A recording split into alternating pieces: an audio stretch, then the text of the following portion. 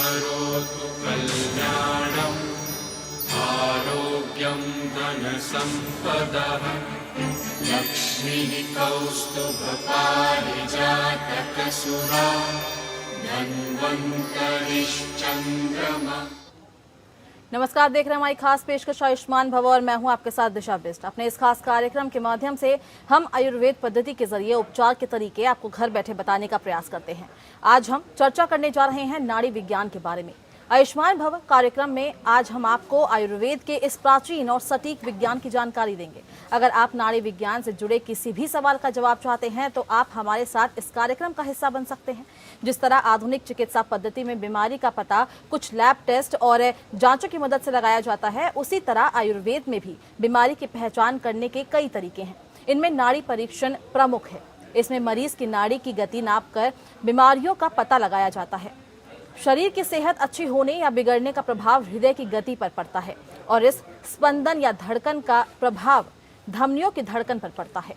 इसी धड़कन को छूकर आयुर्वेदिक चिकित्सक आपको सेहत का अंदाजा लगाते हैं। प्राचीन समय से ही मनुष्य नाड़ी देखकर रोगों की पहचान करने का चलन रहा है। प्राचीन काल में तो ऐसे भी वैद्य हुए हैं जो नाड़ी देखकर गंभीर से गंभीर रोग की पहचान कर लेते थे। आज विज्ञान प्रगति कर गया है और शरीर की बीमारियों की जानकारी आधुनिक परीक्षण करके ली जा रही है। लेकिन इन सब बातों के बावजूद नाड़ी विज्ञान का अपना खासा महत्व है। वैद्य पुरुष के दाहिने हाथ की नाड़ी देखकर और स्त्री के बाएं हाथ की नाड़ी देखकर रोग की पहचान करते हैं। हालांकि कुछ वैद्य पुरुष स्त्री के दोनों हाथों की नाड़ी भी देखकर रोगों की जानकारी देते हैं। आइए अब हम आपको हमारे खास मेहमान से परिचय कराते हैं। आज हमारे साथ इस कार्यक्रम में आयुर्वेदिक चिकित्सक डॉक्टर नवीन चंद्र जोशी मौजूद हैं।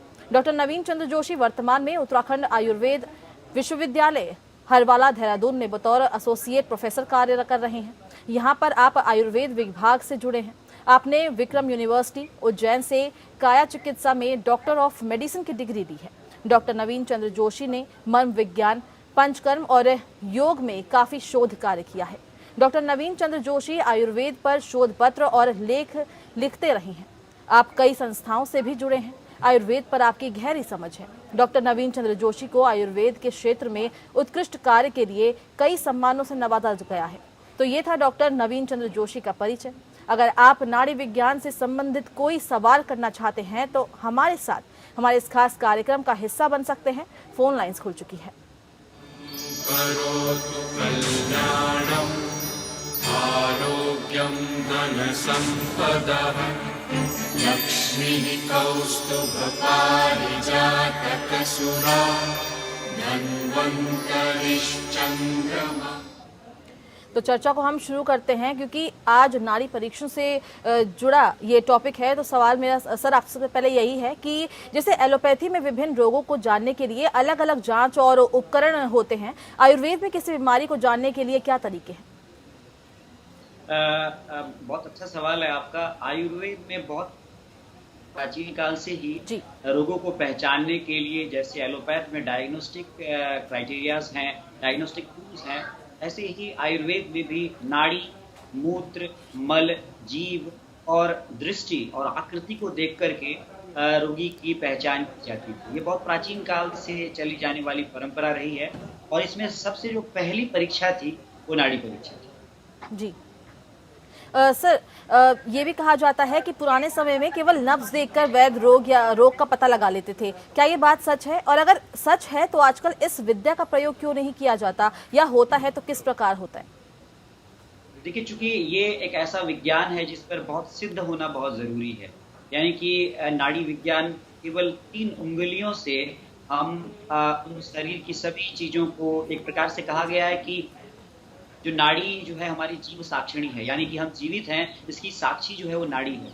और उस नाड़ी पर 3 उंगलियों को लगाकर हम जो है वो पूरे के पूरे शरीर की विकृतियों का अंदाजा लगाते हैं। तो ये एक प्रकार से समझिए कि ये एक प्रकार से जैसे आजकल आपने देखा हो सॉफ्टवेयर में कोड्स होते हैं, ऐसा ये कोड्स हैं। और इन कोड्स को समझने के लिए एक गहन अध्ययन की जरूरत है। केवल अध्ययन ही नहीं, जो साधक है उसको एक प्रकार से सिद्धहस्त भी होना जरूरी है। सर, मैं आपको रोकना चाहूंगी। हमारे साथ हमारे एक दर्शक नागेश जुड़ चुके हैं पुणे से। नागेश जी, आपका बहुत बहुत स्वागत है। क्या सवाल है आपका?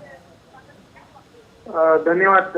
एक्चुअली मेरा सवाल ये है कि ये अभी के जो लाइफस्टाइल के हिसाब से जो हम लोग प्रॉब्लम फेस कर रहे हैं मोटापे की, इसके रिलेटेड कुछ ऐसा कुछ है आयुर्वेद में कि जिससे इजीली ये सब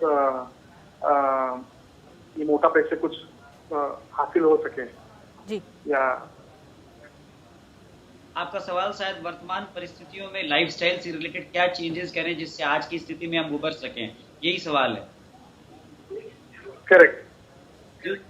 जी, इसके लिए आपको आयुर्वेद की जीवनचर्या और दिनचर्या आप अपनाएं और अपनी जीवन शैली को, जैसा हमारे वेदों में बताया गया है, प्रातःकाल ब्रह्म मुहूर्त से उठने से लेकर के रात्रि में समय पर सोने तक, ये पूरा आप जीवनचर्या और दिनचर्या को अपनाएं और निश्चित रूप से योग और प्राणायाम को नियमित रूप से अपनी जीवन शैली का हिस्सा बनाएं। आपको लाइफस्टाइल के थोड़े बहुत ये परिवर्तन वर्तमान परिस्थिति में आपको उबरने में बहुत सहायक। जी नागेश जी, मुझे उम्मीद है आपको आपके सवाल का जवाब मिल गया होगा। आपका बहुत बहुत शुक्रिया हमारे साथ जुड़ने के लिए। सर, सवाल मेरा आपसे एक ये भी है कि क्योंकि नब्ज देखकर ये पता लगाया जा सकता है कि परेशानी क्या है, किसी को क्या समस्या है, तो क्या हम व्यक्ति के आने वाले समय पर होने वाली बीमारी का पता लगा सकते हैं? जी जी बिल्कुल। नाड़ी एक ऐसी नाड़ी के बारे में कहा जाता है कि ये वर्तमान से लेकर के पिछले समय में उसको कोई बीमारी थी या नहीं थी, तथा आगे आने वाले समय में वो किसी प्रकार से रोगी रहेगा या नहीं रहेगा, इन सभी चीजों का एनालिसिस जो है वो नाड़ी के द्वारा किया जाता था और अभी भी किया जाता है। इसको करने का पूरा एक तरीका है जिसको करके आप भविष्य में आने वाली बीमारियों का भी पता लगा सकते हैं। तो वर्तमान में कोई स्थिति अगर ऐसी बन रही है तो वो भी उसमें आ जाती है और पहले उस व्यक्ति की क्या हिस्ट्री रही है ये भी उसमें दिख जाता है। जी सर, नब्ज कौन से हाथ में देखी जाती है और क्या किसी भी वक्त इसे वैध रोगी में देख सकता है? नहीं, इसका एक नियम है, इसमें बताया गया है। क्योंकि मैं आपको बताऊं, जो नाड़ी विज्ञान का सबसे पुराना ग्रंथ है वो रावण कृत ग्रंथ है। रावण जिसे हम जानते हैं कि वो एक बहुत ही महाभारत के एक वैसे पात्र के रूप में जानते हैं, लेकिन वो बहुत विद्वान थे। उन्होंने नाड़ी के ग्रंथ की रचना की और उसमें जो लिखा है कि इसको जब भी आप किसी की नाड़ी देखें, सबसे पहले सुबह का समय हो, प्रातः समाचार कृताचार परिग्रह सुखासीनम सुखासीनम, ये लिखा है। यानी कि सुबह के टाइम पे आप जब अपने नियमित सब शौच आदि क्रियाओं से निवृत्त हो गया हो और रिलैक्स्ड हो तथा उसे सुख पूर्वक आसन में बिठाकर उसकी नाड़ी आप देखें, ये बताया गया। तो नाड़ी देखने का एक समय निश्चित है तथा इसके अलावा महिलाओं का की बाईं तरफ की नाड़ी और पुरुषों के दाएं हाथ की नाड़ी देखने का एक विधान है। और अंगूठे के मूल के नीचे नाड़ी देखी जाती है, जिसे हम रेडियल आर्टरी भी कहते हैं मॉडर्न साइंस में। तो रेडियल आर्टरी की हम पल्सेशन को नब्ज के रूप में देखते हैं। जी सर, क्योंकि आप कह रहे हैं जो पुरुष और स्त्री है दोनों के अलग अलग हाथों की नाड़ी देखी जाती है, तो क्या इसका कुछ इसमें कुछ ज़रूरी है कि क्या क्यों ऐसा होता है, डिफरेंशिएट क्यों होता है दोनों के बीच में? जी जी, ऐसा इसीलिए होता है क्योंकि आप शायद आपको पता होगा कि हमारी जो महिलाएं हैं और पुरुष हैं, इन दोनों में बेसिक जो डिफरेंस है वो पुरुषों में आग्नेय तत्व प्रधान होता है। यानी जिसे हम मॉडर्न साइंस से कहें तो वो टेस्टोस्टेरोन डोमिनेंट कैरेक्टर्स होते हैं, एंड्रोजन डोमिनेंट कैरेक्टर्स होते हैं, जिसे हम सूर्य से जोड़ते हैं और जिसे हम दाईं तरफ से जोड़ते हैं। और महिलाओं में जो उनकी फेमाइन कैरेक्टर्स होती हैं, जिसको हम सोम तत्व से जोड़ते हैं, जिसे हम बाएं अंग से जोड़ते हैं। इसलिए आपने देखा होगा विवाह में भी बाईं तरफ महिलाओं को बिठाया जाता है और महिलाओं को वामांगी कहा जाता है। तो इसीलिए ये एक विधान है कि बाएं हाथ की नाड़ी महिलाओं की देखी जाएगी और उसमें एग्जैक्ट जो है उसके हार्मोनल चेंजेस वगैरह भी आराम से एनालिसिस किए जा सकते हैं। और पुरुषों के दाएं हाथ की नाड़ी देखने का विधान। बिल्कुल। और हम नब्ज की जानकारी ले रहे हैं, किस तरह से नब्ज का परीक्षण किया जाता है, डॉक्टर साहब हमारे साथ जुड़े हुए हैं। सर, इसी बीच हमारे साथ हमारे दर्शक प्रमोद जुड़ चुके हैं रायपुर से। प्रमोद जी, आपका बहुत बहुत स्वागत है। क्या सवाल है आपका? हाँ जी, क्या सवाल है आपका डॉक्टर साहब से? हाँ डॉक्टर साहब, मेरे हाथ में और पैर में बहुत खुजली होता है। जी, हाथ पैर में बहुत खुजली होता है मैडम। जी बिल्कुल। जी जी जी, ये उंगली पूरे हाथ पैर में ही होती है केवल?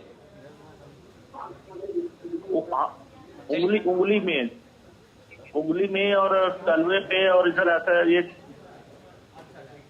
नहीं, उंगली में, दोनों वो हाथ की उंगली में और नीचे पैर में। हाँ, जैसा कि इन्होंने सवाल किया है कि इनकी हाथ के पैर के तलवे में और उंगलियों में ईचिंग की समस्या है, तो मेरा एक सलाह है कि आप, चूंकि उंगलियों में तो आप देखिए कहीं आपको किसी साबुन या सोप से एलर्जी तो नहीं है। दूसरा, आप ये भी देखिए कि वर्तमान समय में बहुत सारे आप केमिकल्स का यूज कर रहे हैं, कहीं इसकी वजह से तो नहीं है। तीसरी चीज आपने देखना है कि कोई फंगल संक्रमण तो नहीं है। आप इसमें थोड़ा सा उस एरिया में आप सफाई रखें और वहाँ पर स्टेरिलाइजेशन करके आप कुछ आप नज़दीक के आयुर्वेदिक चिकित्सक से आप परामर्श लें।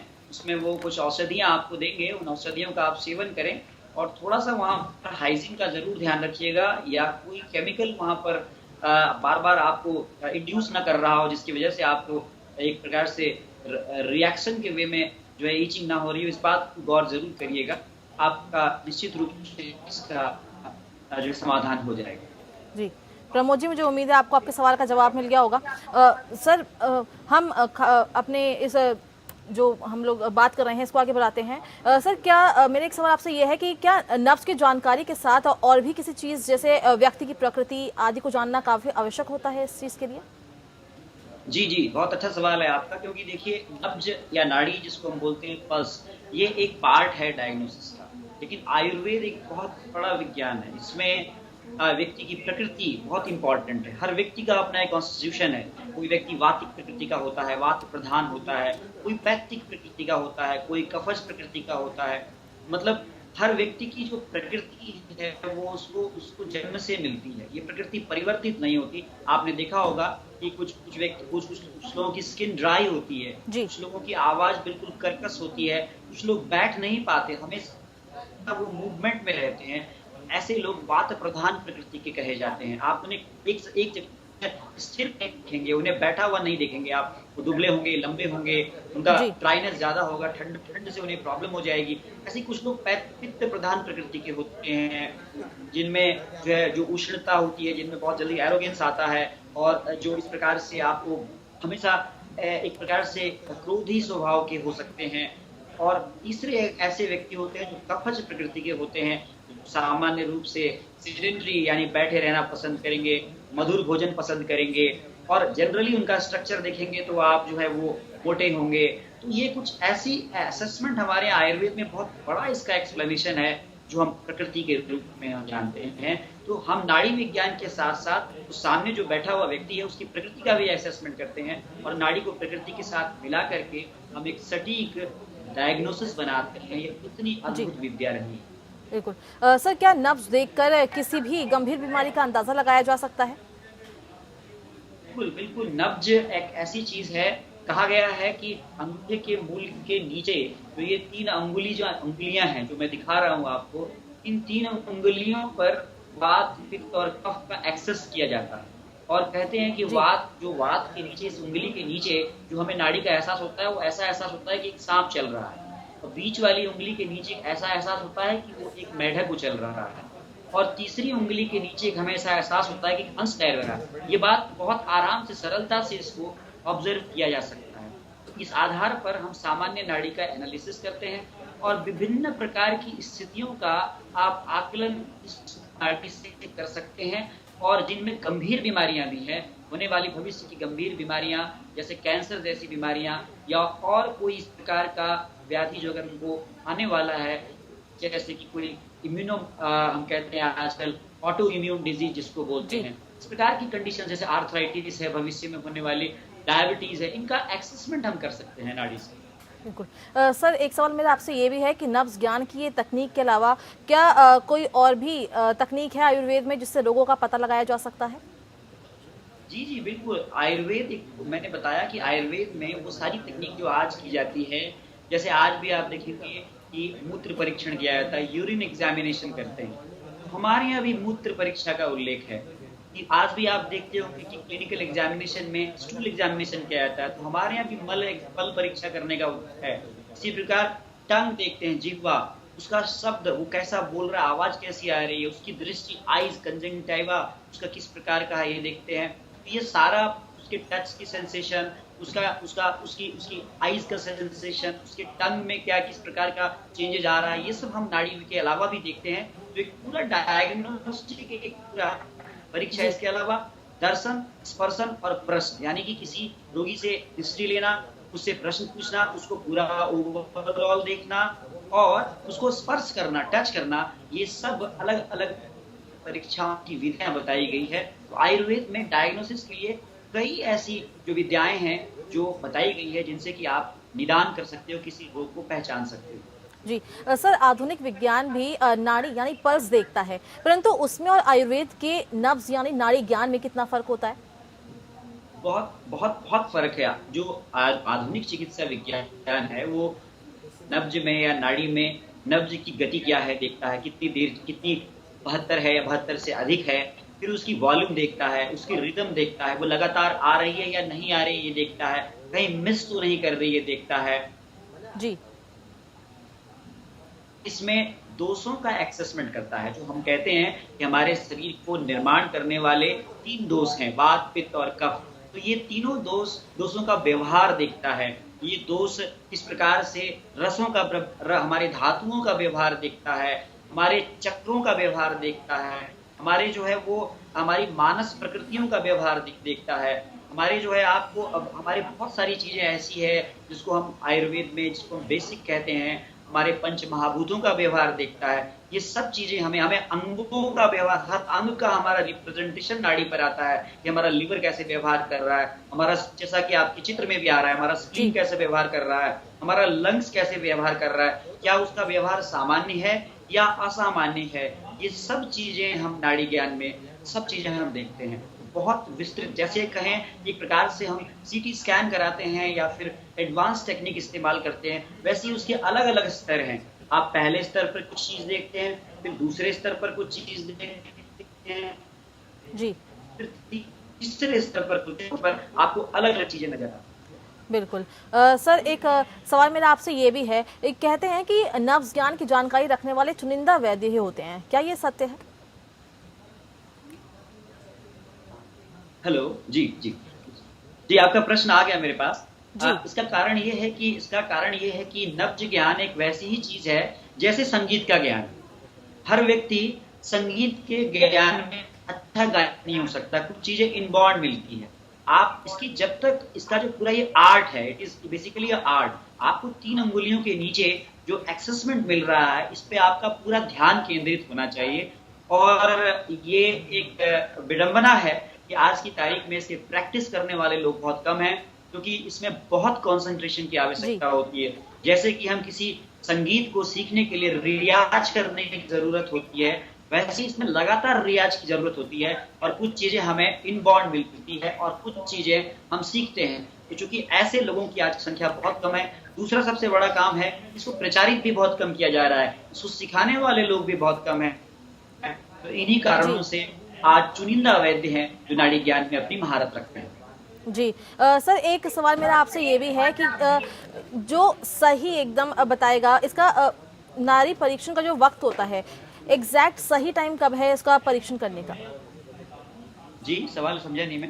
एग्जैक्ट सर, टाइमिंग कब है, मतलब क्या टाइम में, किस समय इसका परीक्षण किया जा सकता है नाड़ी? देखिए, इसका जो, वैसे तो अगर कोई वैद्य है तो वो जब भी रोगी आ रहा है वो कभी भी उसकी नाड़ी देख सकता है, क्योंकि नाड़ी का जो बिहेवियर है वो दिन के समय, प्रातः काल अलग रहेगा, दिन में अलग रहेगा, शाम को अलग रहेगा, रात्रि में अलग रहेगा, इवन ऋतुओं से भी इसका वेरिएशन मिलता है। लेकिन जो आइडियल है, अगर किसी की नाड़ी सही में परीक्षा करनी है, जैसे कहते हैं कि ब्लड प्रेशर देखने का आइडियल टाइम मॉर्निंग टाइम, किसी की पल्स देखने का आइडियल टाइम मॉडर्न साइंस भी कहता है कि मॉर्निंग टाइम है, ऐसे ही किसी के नाड़ी देखने का भी जो आइडियल टाइम है प्रातः काल, जब वो अपनी मल मूत्र आदि सभी उससे निवृत्त हो चुका हो, और उसके बाद नाड़ी देखी जाए तो नाड़ी बिल्कुल सामान्य बिहेव करती हुई दिखती है। और यदि उसमें असामान्य बिहेव है तो उससे हम रोगों का अंदाजा लगा सकते हैं। जी सर, हमारे एक दर्शक हमारे साथ मनोहर लाल जी जुड़ चुके हैं। मनोहर लाल जी, आपका बहुत बहुत स्वागत है। क्या सवाल है आपका? मेरा सवाल मैडम ये मेरे जो है ना हाथों की उंगलियों में सोचनाट रहता है, ये है झंझनाट सुनना पड़े। हाथों में उंगलियों में। शायद झंझनाट की बात की है। जी, कहाँ पे झंझनाट रहती है? आंखों में। आंखों में। आंखों में झंझनाट रहती है। जी। तो आपको मेरी एक सलाह है कि आप एक तो जो है त्रिफला, हरड़ बहेड़ा आंवला ये उपलब्ध होता है। हरड़ बहेड़ा आंवला को आप पानी में डुबा दीजिए, ताजे उसके जो उसका आपको बाजार से मिल जाएगा, और उसको बिल्कुल पानी को बिल्कुल सुबह एकदम छान लीजिए, कपड़ छन कर लीजिए, और जो बिल्कुल साफ पानी है उससे आप नेत्र को प्रक्षालन करिए। जी, यानी त्रिफला के जल से नेत्र का प्रक्षालन करिए, आपको बहुत आराम होगा, बहुत लाभ मिलेगा। ये इसके अलावा एक और चीज मैं बताता हूँ, आपको आंखों में झंझनाट होती है तो आंख के पास यहाँ पर एक पॉइंट होता है, ये इसको बोलते हैं अपांग मर्म। आप इस मर्म को स्टिमुलेट करिए 15 से 18 बार इस प्रकार से, और यहाँ पे एक श्रृंगाटक मर्म होता है, इसको इस प्रकार से आप प्रेस रिलीज करिए। आप इसको प्रैक्टिस करिए, आपको झंझनाहट में बहुत आराम मिलेगा। त्रिफला का पानी से आप आंख को धोइए और जो 2 पॉइंट बताएं, इन पॉइंट को आप स्टिमुलेट करिए। जी। मनोहर लाल जी, मुझे उम्मीद है आपको आपके सवाल का जवाब मिल गया होगा। आपका बहुत बहुत शुक्रिया हमारे साथ जुड़ने के लिए। डॉक्टर साहब, आपका भी बहुत बहुत शुक्रिया हमारे साथ इस खास चर्चा में शामिल होने के लिए। तो आज हमने नाड़ी परीक्षण के बारे में जाना, किस तरह से कितना प्रमुख नाड़ी परीक्षण है, इसमें मरीज की नाड़ी की गति मापकर बीमारियों का पता लगाया जाता है। और इसी के साथ आयुष्मान भव में बस इतना ही। आप बने रहिए हमारे साथ। नमस्कार। करोतु कल्याणम् आरोग्यं धनसम्पदः लक्ष्मीः कौस्तुभपारिजातकसुरा धन्वन्तरिश्चन्द्रमा।